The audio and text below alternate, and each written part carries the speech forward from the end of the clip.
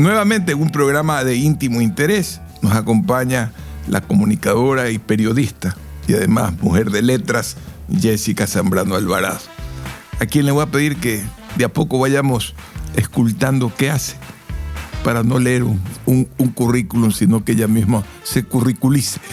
Bienvenida. ¿Cómo es su vida? ¿A qué se dedica? Bueno, muchísimas gracias por la invitación. Gracias, don Ramón. Mi vida es hacer muchas cosas al mismo tiempo y, como siempre, estar pensando en cómo se conecta lo uno con lo otro, ¿no? Entonces, por ejemplo, si hoy pensamos en la violencia en Guayaquil, me gusta pensar también qué no estamos contando de esa violencia en Guayaquil, ¿no? Entonces, además soy ciclista, me gusta la literatura, he trabajado en distintos medios de comunicación, fundé uno que se llama Indómita Media, con una amiga y colega que se llama Talie Ponce. Y bueno, siempre estoy buscando como realmente también pensar qué investigaciones me mueven. RTP 96.5 e Infograma.net presentan Íntimo Interés con don Ramón Sonnenholzner.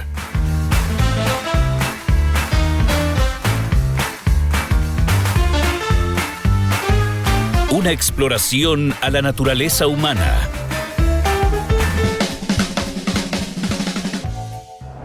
¿Qué la mueve? Yo creo que a mí me mueve como pensar en qué temas se están contando en el día a día y no se están contando bien. O hay algo detrás de eso que se está diciendo y hay unas posibilidades de contarlo mejor. O también me interesa también qué lenguaje se usa para contar eso, qué otras realidades quedaron fuera de esa noticia y por qué estamos viendo lo que vemos. Una pregunta que es el motivo fundamental de esta exploración conjuntamente con usted. ¿Revelar la verdad siempre tiene un costo ético justificado? Bueno, yo creo que el costo ético es yo creo que por ética hay una necesidad de revelar una verdad. Y yo creo que en esa búsqueda, en el proceso de esa búsqueda, porque la verdad no se revela de manera inmediata siempre, ¿no? Entonces hay un proceso en el que uno va trabajando, va indagando, se va haciendo preguntas y allí uno entiende qué tan ético es seguir en ese lugar y revelarlo y en qué medida se convierte eso en una necesidad que ocupa la vida, ¿no? Que no es solamente como pensar, bueno, voy a trabajar este tema porque quiero que estos corruptos caigan o que estas personas que están contando mal esta historia, como contradecirlos, sino también pensar en que hay unas realidades dentro de esas historias que están siendo afectadas. ¿Alguna vez usted ha contado mal una historia involuntariamente?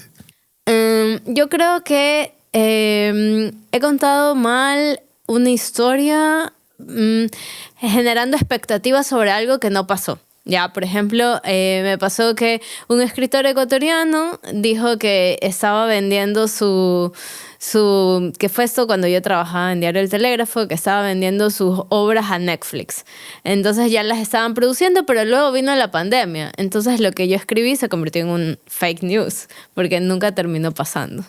Siempre, sí pongo ¿Pero había ese verdad ejemplo. o era una fake news realmente? Yo creo que estaba trabajando con una productora, pero después descubrí que a Netflix, por ejemplo, no le interesan tanto no le interesan tanto esas noticias, pero tal vez eso es como algo muy superfluo. Tal vez también pensando en cada historia de investigación a la que le he dedicado mucho tiempo, siempre hay una forma de contarla mejor. Entonces, no sé, creo que uno siempre está un poco insatisfecho con el trabajo, se queda como dudando, ¿hay más? Esa duda de no haberla contado mejor ha afectado después de ver de lo que usted, el producto ya producido y circulando, le ha pasado que esa historia la podía haber contado mejor? A mí yo empecé a investigar las muertes a los menores de edad, a niños y niñas, a propósito de una beca que me gané del Dart Center for Journalism and Trauma de la Universidad de Columbia. Entonces empecé a investigar, tenía una hipótesis. Obviamente en la investigación todo empieza con una hipótesis, y es cómo afecta la falta de espacios públicos en sectores que están vulnerados por las bandas, por el crimen organizado, por la violencia. Y cómo afecta en el sentido de que la gente no tiene como dónde hacer comunidad. Y es más fácil que esa ausencia de espacios públicos los mueva a encerrarse en su casa. Entonces empecé con esa idea. Y esa idea había que aterrizarla hacia un lugar de infancias, ¿no? Entonces, mi tutora, que es Irene Caselli, que es una gran periodista argentina griega, ella me decía, pero tu tema de investigación es muy fácil que se transforme en algo de ciudad y que no nos enfoquemos en los niños. ¿Cómo nos enfocamos en los niños? Entonces, ese fue en el año 2023, que fue el año que tuvo, o sea, que después de como de 5 años fue, digamos, entre 2020 y 2023, fue un año que tuvo la mayor cantidad de muertes de menores de edad, que no sé, creo que todos recordamos estas noticias. Fueron asesinados con muertes violentas 697 menores de edad. Entonces, cuando yo empecé a pensar qué pasaba en el espacio público, en zonas que están tomadas por el crimen organizado, empecé a bajarme todos los meses la data abierta, de datos abiertos del Ministerio del Interior, y todos los meses veía las cifras, y la primera vez que vi el Excel dije, eso no puede estar pasando, eso no puede ser real. Se están muriendo demasiados niños, y me lo guardé.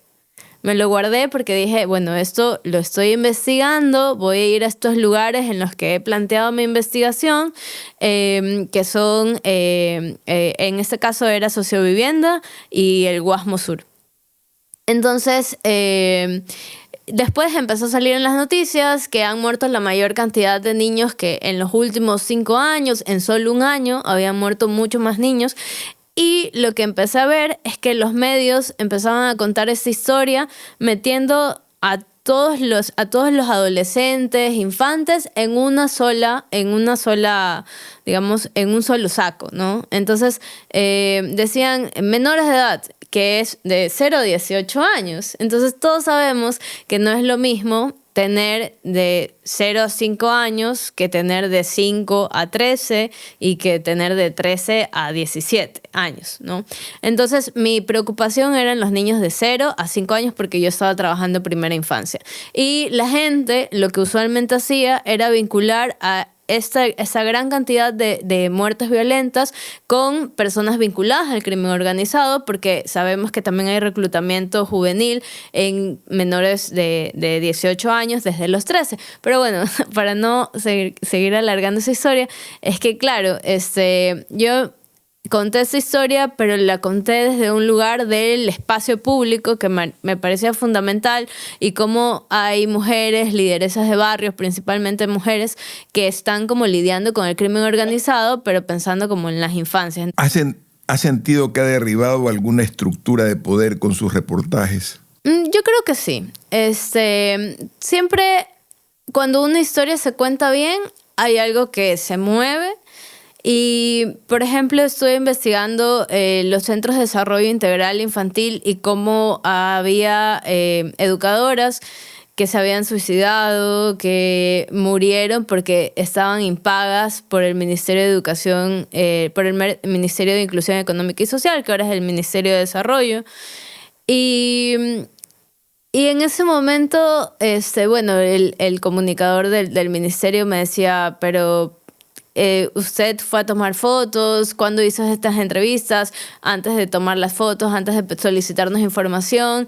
Y finalmente les pagaron, pero se empezó como a mover mucho más el tema del pago a las educadoras, que si la gente no conoce, son las guarderías de los barrios populares de Guayaquil, y que tienen convenios a través de organizaciones sociales con el MIES, porque el MIES, bueno, ahora el Ministerio de Desarrollo, de alguna manera como terceriza ese servicio, ¿no? Entonces, siento que allí pasó algo también, por ejemplo, cuando hablamos del caso de Betty Soria, que es una psicóloga que estaba siendo demandada por el abusador de una menor que ella había atendido, de una niña que ella había atendido, y la estaban denunciando y la querían mandar a la cárcel por hacer un informe en el que se ponía en evidencia que la niña había sido abusada por su padre. Entonces, allí también hubo una fiscalización en la asamblea. Entonces, siempre se mueven hilos, ¿no? Tal vez, digamos, no es una investigación que acabe con una muerte cruzada de alguien, pero siempre hay algo que se mueve cuando una investigación está bien contada. ¿En algún momento la verdad que reveló destruyó algo que hubiera preferido proteger? Yo creo que en los momentos que vivimos en Ecuador, cada vez que intentamos contar una verdad o una historia, nos ponemos actualmente en riesgo. Y creo que se destruye como nuestra idea de seguridad. Y eso es bastante lamentable. En algún momento también empecé a narrar los desplazamientos forzosos de sociovivienda a Guayaquil. Y, o sea, a la isla Trinitaria en Guayaquil, y me dio miedo salir al día siguiente de mi casa, ¿no? Después de publicar la noticia, porque se nombraban a las bandas, y en ese momento las organizaciones sociales con las que había trabajado esta investigación, o sea, como entrevistados, como fuentes, me pidieron borrar el nombre de las bandas, porque sentían que eso exponía mucho más, a pesar de que ya lo decía la policía, ya lo decía como las fuentes oficiales, ya había digamos, una enunciación explícita de la comunidad, y eso como que las bandas no se lo permiten a los ciudadanos. Entonces creo que el miedo está como o la seguridad que sentimos como periodistas es algo que constantemente se rompe y que cada vez, claro, se vuelve como un dilema mayor. Si cuento o no cuento esta historia. Sí, siguiendo el hilo, ¿existe alguna verdad tan importante que justifique arruinar una vida inocente para contarla? Yo creo que no. No. Si hay una vida inocente... Es decir, el periodista, por ganar una noticia, es capaz de sacrificar un inocente para obtener la noticia o generar eso. No, yo creo que es súper importante pensar no poner en riesgo nunca a nuestras fuentes. Y si, claro, yo creo que siempre se puede llegar como a una noticia a través de otros métodos sin sacrificar a una persona necesariamente. Siempre hay que respetar que alguien no te quiera contar una historia, o que cuando tú eres periodista te dicen, pero esto por favor no lo incluyas, y te dan una pista.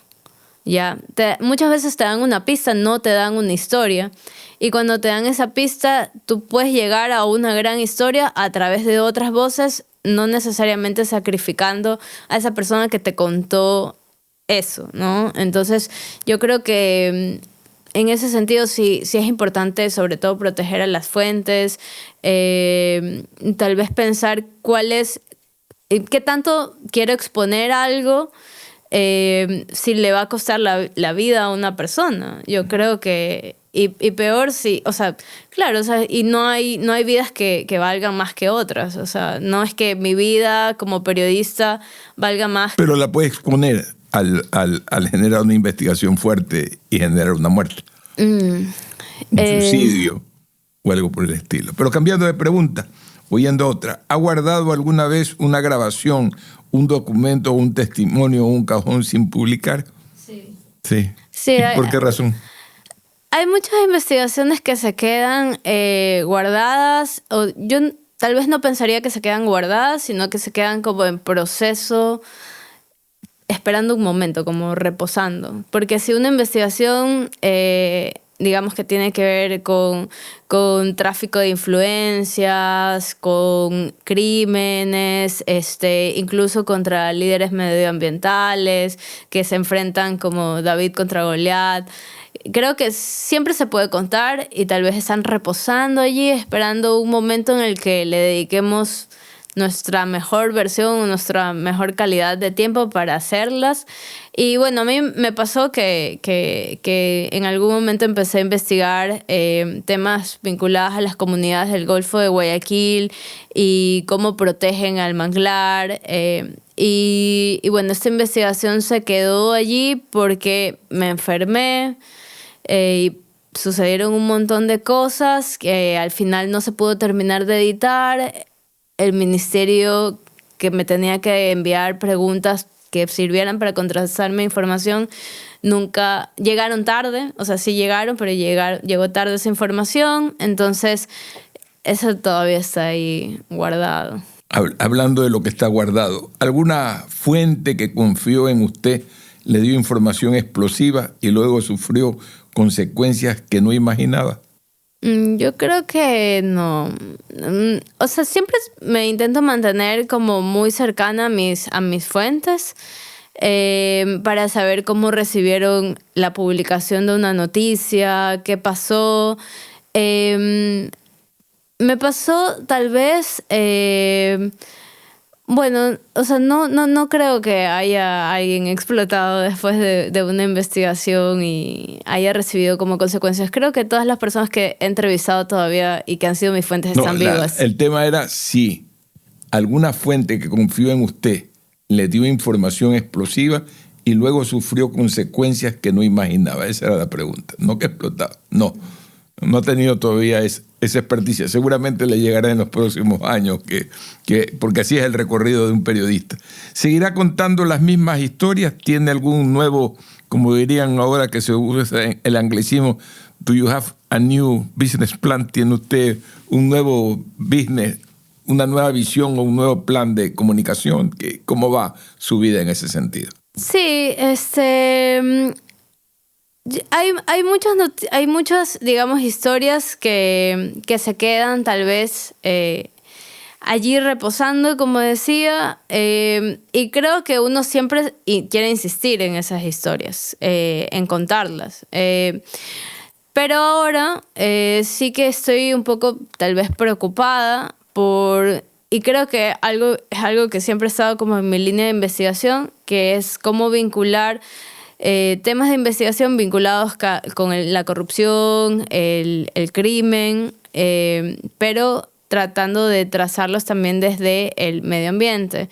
Creo que en Guayas y en toda la costa del Pacífico, en general, no hemos tratado tal vez o con la suficiente magnitud cómo se vinculan o cómo se pueden contar estas historias que impactan al medio ambiente y que también ahora están relacionadas con el crimen organizado, con el tráfico de influencias. Entonces quiero abrirme un poco más de tiempo para esa línea de investigación. ¿Hay alguna historia que no volvería a tocar? ¿Y seguirá contando las mismas historias o tiene otro destino? ¿Alguna historia que no volvería a tocar? Sí, no, la pregunta es, ¿hay alguna historia que no volvería a tocar? Sí, hay algunas. Yo creo que ya, o sea, como que tuvieron su camino pero siempre creo que las investigaciones, y creo que es nuestra obligación como darle continuidad a las investigaciones que hacemos, ¿no? Porque nunca queda nada dicho por completo. O sea, siempre hay como una posibilidad de convertirlo en una serie de Netflix. Sí. ¿Qué de sus investigaciones las transformaría en una serie de Netflix? ¿Ah? ¿Cuál investigación tendría patente corso para entrar al mundo de la cinematografía? Yo creo que de las que están publicadas, una, pero no lo voy a revelar porque quiero que salga en Netflix.